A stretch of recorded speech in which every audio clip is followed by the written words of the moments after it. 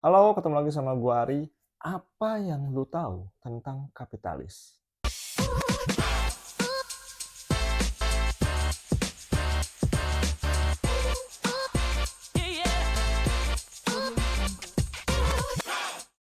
Berikut adalah cerita gua tentang kapitalis dari apa yang gua tahu dari versi gua. Jadi kapitalisme itu apa sih? Kapitalisme itu adalah sebuah sistem ekonomi yang populer di dunia, di mana bentuknya adalah orang-orang tertentu atau kelompok tertentu mengupayakan atau mengakuisisi baik itu modal atau aset untuk hal yang produktif. Contohnya misalkan misalkan membuat sebuah pabrik. Pabrik ini menghasilkan sebuah produk dan layanan yang bermanfaat bagi masyarakat luas. Jadi gue menggunakan modal, menggunakan aset untuk hal yang tujuannya produktif. Ya, kalau gue akhirnya bikin pabrik, kemudian kan banyak menyerap tenaga kerja. Gue membuat sebuah produk dan servis akhirnya berguna, berdampak, dan juga ini dipakai oleh masyarakat luas. Kemudian impact berikutnya adalah karena gue melakukan perputaran ekonomi, gue akhirnya membayar pajak, dan pajak ini dinikmati ya oleh masyarakat luas juga, dan akhirnya nanti sebuah siklus atau ekosistem dari ekonomi itu semakin baik dan baik. Nah, itu kurang lebih tentang kapitalisme. Nah, lu bisa cari tahu lebih detail memang via Google. Nah, lawannya kapitalisme itu ada beberapa kayak sosialisme, terus juga kayak yang di Cina tuh komunisme, dan beberapa lainnya.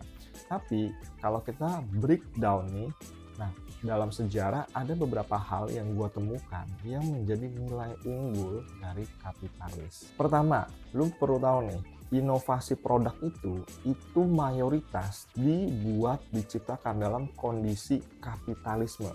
Jadi di mana lu lihat ya, inovasi yang lu ada sekarang ini, produk, teknologi, services gitu kan, gadget atau tools yang lu pakai yang ada di sekitar lu, itu semua produk kapitalisme.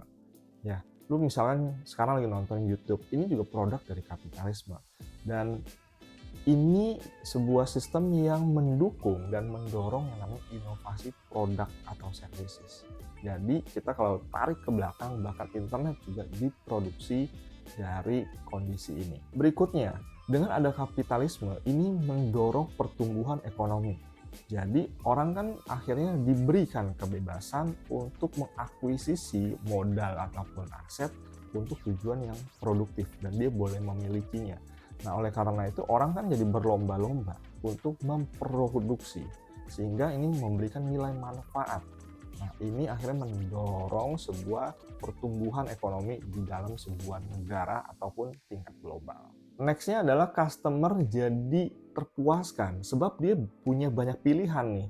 Contoh, gue mau baju ada banyak banget. Gue mau kamera ada banyak banget. Gue mau perlengkapan bayi, ada banyak banget. Gue mau pakai sosial media, bahkan lebih dari satu. Nah, ini adalah hal yang enak banget bagi konsumen, di mana kita dimanjakan banyak banget pilihan, juga pricing point-nya tuh pasti mereka bersaing banget untuk terjadi pembelian, dan kita akhirnya yang jadi pemenangnya sebagai konsumen. Di samping itu juga ada efisiensi, karena kan persaingan nih banyak banget ya, lembaga atau individu yang berupaya untuk produktif, sehingga kan terjadi persaingan. Nah, karena terjadi persaingan, mereka gimana cara berpikir efisiensi nih, penghematan, produktivitasnya juga meningkat. Nah, ini menjadi plus point, dan kita yang terlibat dalam ekosistem atau yang bekerja terlibat dengan kapitalisme ini akhirnya juga jadi lebih baik kan, jadi punya ritme atau punya proses yang lebih efisien. Berikutnya, kualitas hidup jadi meningkat. Dengan adanya kapitalis, kita jadi punya kehidupan yang lebih baik karena produk dan servis itu lebih baik. Kita diberikan banyak hal yang berguna buat kita, sehingga kualitas hidup kita lebih baik nih.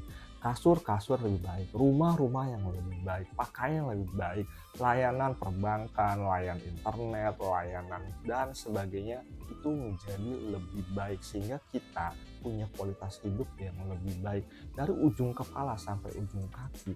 Mayoritas ini produksi dari kapitalisme, dan kita akhirnya punya hal yang lebih baik kan, karena kita punya semuanya itu, dan kita memilih mau pakai yang mana nih. Lini bisnis yang paling banyak dimasuki oleh mereka yang bergelut atau mereka yang menjalankan proses atau ekosistem kapitalis adalah lini bisnis yang sifatnya adalah fundamental, ya, yang benar-benar core sebuah kehidupan, yang menunjang kehidupan dari lahir sampai mati.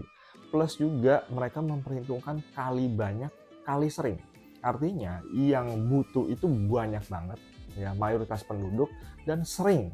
Contoh, misalkan energi, ya kan, bensin, listrik, itu kan banyak banget, semua orang pakai tuh, ya kan, dan pakainya sering, ya kan, habis beli lagi. Telekomunikasi, internet, kuota, pulsa, ya kan, lu kan pakai terus menerus. Contoh, lu lihat saat ini video ini kan lu pakai jaringan internet kan, dan lu bayar kan untuk kuota tersebut kan, dan bisa nggak stop? Pause aja, puasa aja akan susah. Dan kalau habis bagaimana? Lu beli lagi kan. Nah, kemudian pangan, makanan, lu makan lagi. Khususnya makanan-makanan yang sifatnya pokok, bukan kayak sushi, bukan apa, tapi lebih ke komoditasnya. Itu basis makanan. Kemudian dari tempat tinggal, rumahan, orang kan harus tinggal di sebuah tempat, rumah, apartemen, intinya sebuah hunian yang layak huni, nggak di kolong jembatan, nggak di pinggir jalan.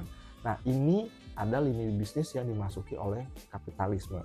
Kemudian juga ada ekonomi perbankan. Semua orang punya uang, ada uang mau ditabung, simpannya di mana? Di bank. Gue mau bayar sesuatu, harus pakai mekanisme perbankan atau sejenisnya. Itu muncullah semua transaksi menggunakan teknologi yang ada saat ini. Kemudian juga semua orang butuh sehat, ya kan? Ada produk vitamin, ada produk olahraga. Kalau sakit gimana? Kalau sakit dia harus butuh rumah sakit, butuh dokter, farmasi, dan semua services lainnya. Butuh asuransi juga. Terus angkatan baru nih, butuh sekolah. Mereka gimana? Berarti harus disediakan pendidikan, fasilitas, kurikulum, dan sebagainya. Kalau teman-teman perhatikan, semua konglomerat yang ada di Indonesia akan bermain di sektor seperti ini. Entah energi, entah keuangan, entah juga hal-hal yang sifatnya sangat-sangat core dengan kita, ya, telekomunikasi dan sebagainya. Biasanya mereka nggak cuma punya satu, biasanya konglomerat ini punya namanya holding, di mana usahanya mereka dari lu lahir sampai lu mati dia ada tuh.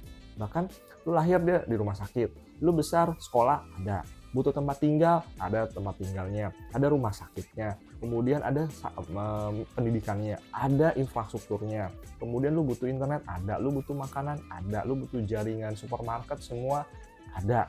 Apalagi lu sakit, rumah sakit lagi, oke, ada lagi, lu butuh obat ada lagi, dokter ada lagi, lu meninggal disediakan kuburannya bahkan. Nah, itu adalah kondisi atau produk atau services dari kapitalis. Betul, ada isu yang menyertai kapitalisme. Misalkan kayak isu eksploitasi. Katanya kapitalisme itu membayar dengan murah untuk mendapatkan produktivitas yang tinggi. Kemudian ada namanya pencemaran lingkungan, itu juga sering diangkat juga. Kemudian juga ada yang namanya ketidaksetaraan. Yang kaya banget, yang miskin banget. Tapi gua percaya di dunia ini nggak ada yang sempurna. Semua sistem, semua pola itu pasti ada yang bagus, ada yang tidaknya. Lu mau pakai komunis juga pasti ada plus minusnya.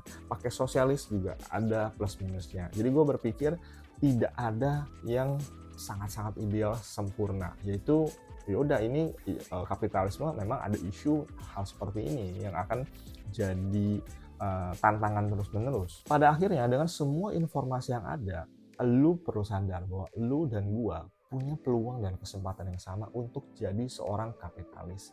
Jangan melulu berpikir untuk kita dengan semua keterbatasan yang ada, kita nggak bisa ini itu, kita nggak tahu, kita nggak berpendidikan, nggak tahu banyak, nggak ada network, nggak ada modal. Dan gua semakin gua pelajarin, semua orang, lu dan gua, punya peluang yang sama untuk jadi seorang kapitalis. Apalagi kita tinggal di Indonesia yang punya kebebasan untuk berkarya dan melakukan produktivitas.